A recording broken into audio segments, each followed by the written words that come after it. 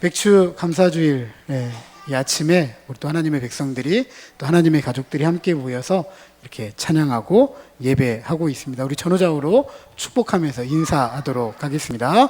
축복합니다. 네, 잘 나오셨습니다. 네, 은혜 받으십시다. 네, 복을 받으시려면은요, 아멘. 네, 오늘도 우리 예배가 복된 예배가 된 줄로 믿습니다.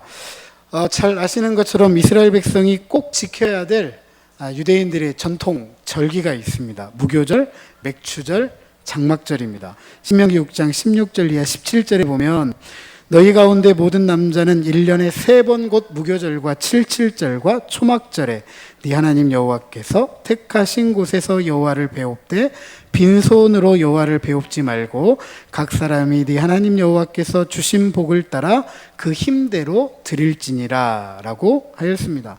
물론 여호와께서 택하신 곳은 예루살렘이고 이스라엘 백성들은 이 3대 절기만큼은 어느 곳에 있더라도 꼭 예루살렘에 올라와서 하나님께 예배해야만 했습니다. 맥추절의 기원은 이스라엘 백성이 애굽에서 나와서 광야에서 40년 동안 살아가는 동안 하나님께서 하늘에서 만나를 내려주시기도 하고 메추라기를 보내주셔서 그것을 먹고 살게 됩니다. 그리고 약속의 땅 가나안에 정착해서는 만나가 그치고 메추라기가 더 이상 오지 않습니다. 그 땅에 농사를 짓고 농사를 한 수확물을 가지고 하나님께 예배하기 시작했는데 가나안에 정착해서 볼이 농사를 짓기 시작하고 수확해서 하나님께 감사 예배를 드리기 시작한 것이 맥추절의 기원입니다. 그리고 우리는 신앙생활을 하면서 추수와 관련해 2번의 감사절을 지킵니다.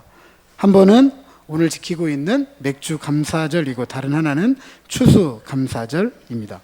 자, 그렇다면 이 감사절을 어떻게 지켜야 될까? 특별히 오늘 맥추절인데 맥주 감사절을 어떻게 지켜야 할까 한번 생각해 보고자 합니다. 오늘 본문에 보면 첫 번째로 맥주 감사절을 지키라고 하였습니다. 네 하나님 여호와 앞에 칠칠절을 지키되 또 너희 타작마당과 포도주 틀의 소출을 거두어 드린 후에 이레 동안 초막절을 지킬 것이요 여호와 앞에서 절기를 지키라고 하였습니다. 지키라는 뜻은 경축한다, 찬양한다, 덕을 기린다라는 의미가 있습니다. 그러니까 맥추 감사주의를 지키는데 우리가 감사주의를 지키는데 절기를 지키는데 무관심하게 지내지 말고 하나님께서 우리에게 내려주신 은혜, 복을 경축하면서 감사와 찬양과 축제의 날로 지키라고 우리에게 말해주고 있는 것입니다. 자, 두 번째로 맥추 감사주의를 지킬 때에 드리라라고 하였습니다.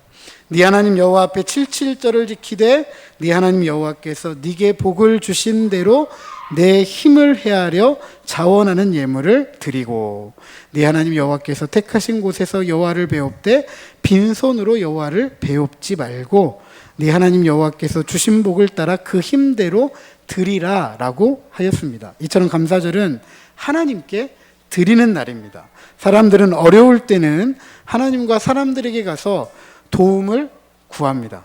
그러나 복과 도움을 받고 난 이후에는 하나님의 은혜도 잊어버리고 사람들의 도움도 잊어버리기가 쉽습니다. 그래서 1년에 2차례 감사절을 지키면서 하나님께서 우리에게 주신 은혜의 감사함으로 배은망덕하지 않고 드리라라고 우리에게 가르치고 있는 것입니다. 뿐만 이 드리는 것은 하나님께만 드리는 게 아니라 우리가 오늘을 살아갈 때에 우리 홀로 살아가는 사람은 한 분도 안 계십니다.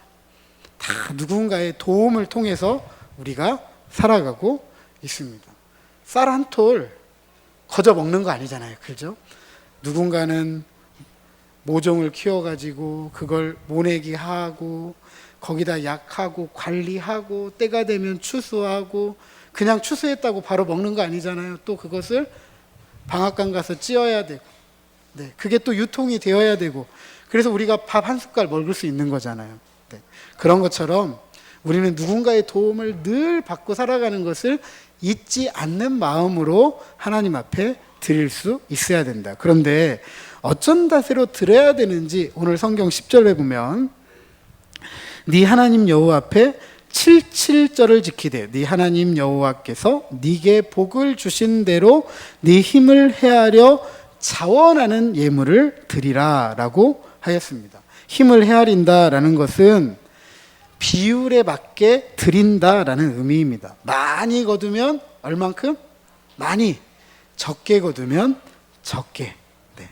힘을 헤아려서 분수에 맞게 드리라라는 의미입니다. 그래서 구약의 율법에는 하나님 앞에 예배할 때 잘 사는 사람은 송아지를 드리라고 했어요. 잘 사는 사람은.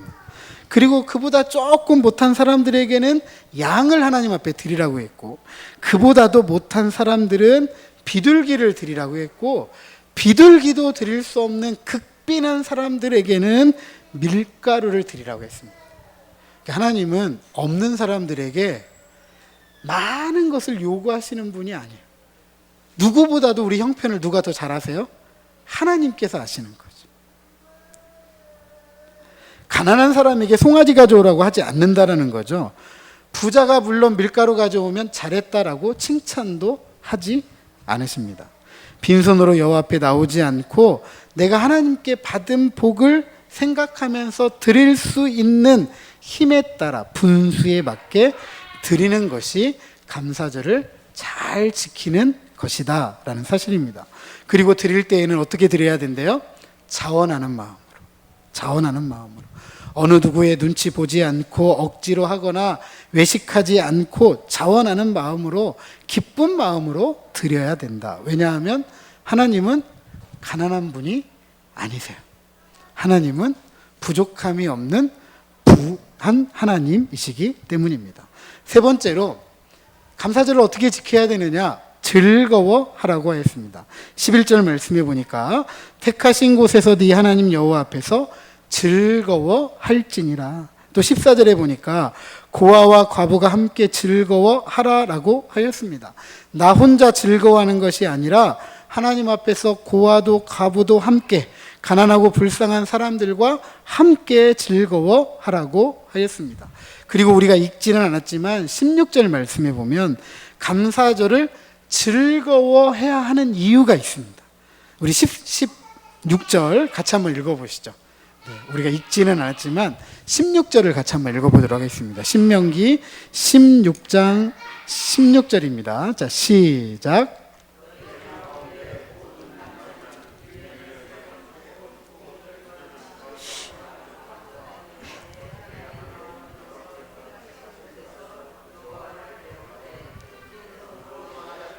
네, 17절 다시 할 수 있습니다. 시작. 각 사람이 네 하나님 여호와께서 주신 복을 따라 그 힘대로 드릴지니라. 아멘. 네. 네 여호와 하나님께서 택하신 곳에서 너는 이랫동안 네 하나님 여호와 앞에서 절기를 지키되 네 하나님 여호와께서 네 모든 소출과 네 손으로 행한 모든 일에 복을 주실 것이다. 신명기 6장 16절에 이렇게 또 기록되어져 있습니다.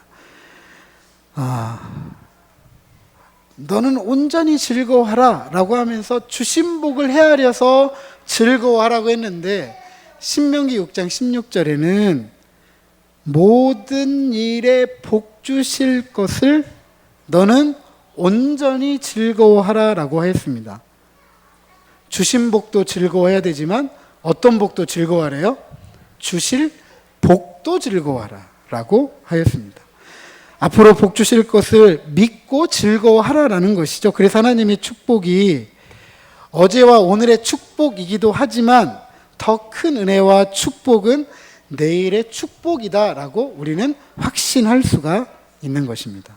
그러므로 주실 복도 기대하면서 감사할 수 있는 것이 감사절을 잘 지키는 우리의 태도이다 라고 할 수가 있겠습니다. 마지막으로 네 번째로 감사절을 잘 지키는 방법이 무엇이냐 라고 하였더니 기억하라 라고 했습니다. 12절 말씀에 너는 애굽에서 종되었던 것을 기억하고 이 규례를 지켜 행하라. 특별히 종살이했던 애굽에서 해방되었다라는 사실을 기억하라 라고 합니다. 애굽에서 억압받고 광야에서 힘들고 어렵고 고난 고통 중에 있을 때에 그때를 돌아보면서 오늘을 감사하라는 거죠. 그때는 종살이 했지만 오늘은 종살이 해요, 안 해요? 하지 않잖아요. 그때는 먹을 것 때문에 고민을 해야 되고 사는 것 때문에 눈물을 흘려야 되는데 이제는 먹을 것 때문에 사는 것 때문에 눈물 흘리지 않고 고통당하지 않으니까 그걸 기억하면 오늘을 뭐 할 수 있다? 감사할 수 있다라는 거죠. 우리 봄에 상당히 깊은 가뭄이 있었잖아요. 그죠? 그래가지고 우리 권사님들 밭이 저 산 밑에 있고 물이 되지 않는 곳에 있었던 우리 권사님들 하시는 얘기예요. 작물이 다 말라 비틀어진대요. 타 죽는데요. 힘이라도 있으면 젊었을 때 같으면 물이라도 이고지고 가가지고 물이라도 주겠는데 이제 연세가 드셔서 허리도 굽고 힘도 없고 못 걸어가니까 될 수가 없는 거예요. 그러니까 그걸 눈으로 보자니 얼마나 마음이 아프시겠어요. 근데 그때 생각해 보면 그래도 지금 하나님께서 비도 주시고 그죠? 그래서 그렇게 타들어 죽는다라고 했던 것들이 이제는 살아나서 잘 크고 있잖아요. 아멘. 그때 생각하면 지금은 감사죠. 감사. 또 뿐만 아니라 애굽에서 억압받을 때 광야에서 힘들고 어렵고 고난 고통 중에 있을 때조차도 하나님께서 함께 하시면서 돌보시고 이끌어 주시고 지켜주신 사실을 기억하고 오늘 우리가 괴롭기도 하고 힘들기도 하고 눈물 나기도 하고 아프기도 하고 답답하기도 하고 공고한 삶을 살아가지만 그때 함께 하셨던 하나님이 오늘 우리와 함께 하신다. 아멘. 그것을 기억하고 살아가면 오늘도 하나님을 기대고 의지하고 살아갈 수 있는 것이죠. 그리고 또한 약속의 땅 가나안에 정착해서 농사를 짓고 살아가도록 복을 주신 하나님을 기억하라는 것입니다. 이처럼 감사절은 복의 하나님께서 우리와 함께 하셨고 함께 하실 것을 믿고 확신하며 기억하는 날로 지킬 때 감사절을 잘 지키는 것이다 라고 할 수가 있습니다. 자, 앞서 제가 4가지 말씀을 드렸습니다. 어떻게 해야 감사절을 잘 지킨다고요? 첫 번째로 지켜야 되고, 두 번째로 드려야 되고, 세 번째로 즐거워해야 되고, 네 번째로 기억해야 된다. 자, 저를 따라서 하십니다. 지키고, 드리고, 즐거워하고, 기억하자. 한 번 더요. 지키고, 드리고, 즐거워하고, 기억하자. 자, 옆에 있는 분들에게 권면하십니다. 자, 지키고, 드리고, 즐거워하고, 기억합시다. 한 번 더 하시죠. 지키고, 드리고, 즐거워하고, 기억합시다. 아멘. 잘 알려진 예화 하나로 오늘 말씀 마무리하고자 합니다. 자동차 왕으로 명성을 날렸던 헨리 포드, 포드 자동차 여러분 아실 겁니다. 이 헨리 포드가 잘 나갈 때 일이에요. 자동차가 잘 팔려가지고 잘 나갈 때 일입니다. 돈이 얼마나 많겠어요, 그 당시에. 근데 한 시골 학교 여교사로부터 편지 한 통을 받게 됩니다. 아이들을 위해 학교에 피아노 한 대를 놓고 싶은데 $1,000를 기증해 주시면 감사하겠습니다. 라고 편지를 보냈습니다. 돈이 많은 포드에게 $1,000야 뭐 껌값이겠죠. 그죠? 껌값이겠죠. 그런데 늘 이런 편지가 너무 많이 오니까 이 헨리 포드가 의례적으로 했던 것처럼 10센트를 보냈어요. 10센트. 그냥 쉽게 얘기할게요. $1를 1,000원이라고 하고, 네, 10센트를 100원이라고 하겠습니다. 100원이라고 하고. 그러니까, 이 여자분한테 얼마를 보냈냐면 100원을 보낸 거예요. 100원을. 이 여자분이 원했던 건 10,000원인데 아니 10만 원인가요? 갑자기 바꾸려니까 저도 잘 안 되네. 네, 100원이니까 네, 10,000원인가요? 10,000원. 네, 10,000원인가 봐요. 네, 어쨌든 피아노를 사야 되는데 100원을 주니까 피아노를 못 사는 거죠. 이 100원을 받은 이 여교사가 여러분 어땠을까요? 어땠을까요, 여러분? 피아노는 이만큼 돈 들어가는데 100원을 받았어요. 어땠을까요?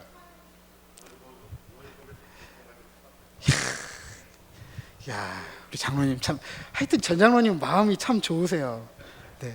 아, 이 여자분도 받는 월급이 얼마 안 되니까, 예, 기증해달라고, 기부해달라고 했을 거 아니에요. 근데 이 여교사가 어떻게 보면 낙심할 수도 있고, 원망할 수도 있고, 불평할 수도 있는데, 낙심하지 않고, 원망하지 않고, 1,000달러는 아니지만, 그래도 10센트를 보내주셨는데 뭔가 의미가 있을 것이다. 참 사람이 좋아요, 그죠? 사람이 좋아요. 뭔가 10센트의 의미가 있을 것이다. 100원의 의미가 있을 것이다. 그리고 이걸로 무엇을 할 수 있을 것이다 라고 밤새 고민을 해요. 그 100원을 받고 고민을 합니다. 다음 날에 이 교사가 이 10센트를 가지고 뭘 하냐면 땅콩 종자를 삽니다. 땅콩 종자를 사요. 그래서 학생들과 함께 땅을 잘 골라가지고 그곳에 땅콩을 심었습니다. 그리고 잘 여문 땅콩들을 수확하게 돼요. 그리고 감사의 편지와 함께 이 헨리 포드에게 이 편지를 보내게 됩니다. 편지와 땅콩을 받은 헨리 포드가 되게 기뻐해요. 왜 기뻐하고 감동했을까요? 왜 기뻐하고 감동했을까요?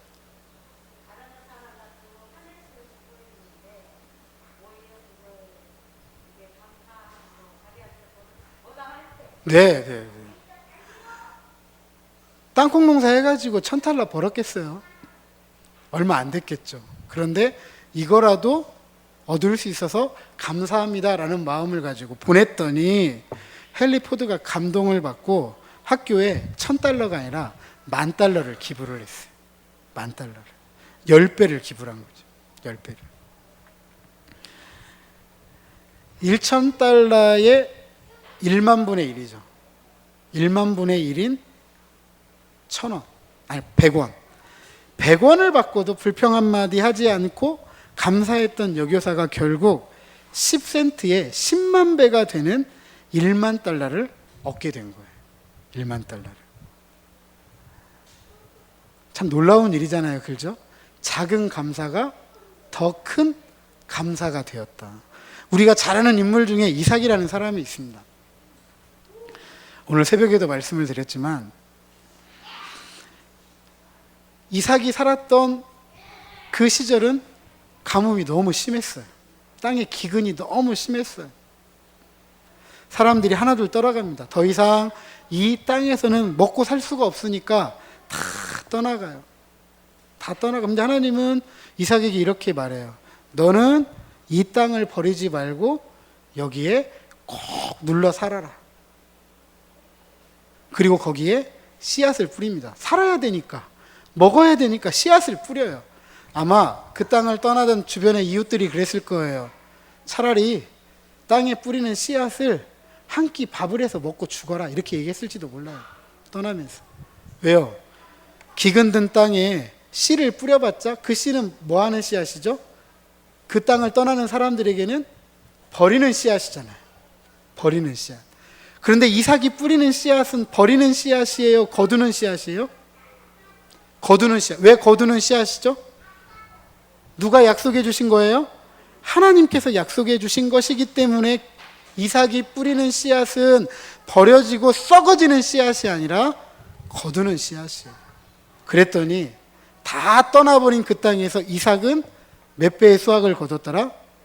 100배의 수확을 거뒀더라. 아멘. 아멘. 저는 우리 명덕의 가족들이 이런 감사의 신앙을 가지고 살아가시기를 주님의 이름으로 축복합니다. 남들이 볼 때 힘들어요. 참 어렵습니다. 눈물 나고 답답한 시절을 우리도 함께 살아가요. 하지만 이 삶을 누가 함께 하신대요? 하나님께서. 이전에 생각해보면 지금이 훨씬 낫잖아요. 아멘.